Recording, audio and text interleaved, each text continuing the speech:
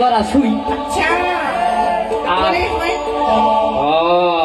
আগে তো কইবেন ঘুরে ফিরে কথা মনে ও বন্ধু, আচ্ছা দাদা হ্যাঁ বলো।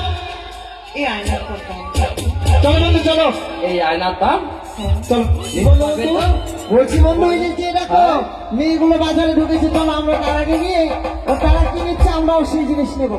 বন্ধু এই বাজারের দায়িত্ব কার উপর আছে?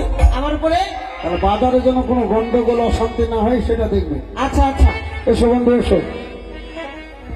এই আয়নার দাম বেশি নয়, হবে 10 লাখ টাকা হলে হয়ে যাবে।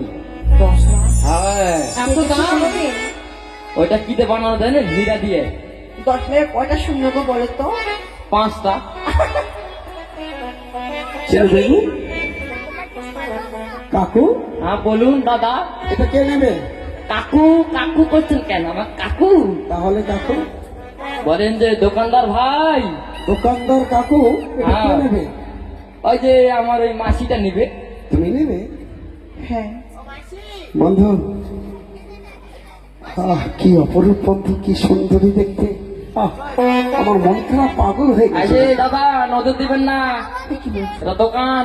একটা ঠিক কথা বলে গেল। বলো ওরে আইনা লহ লহ কন্যা আমি দেব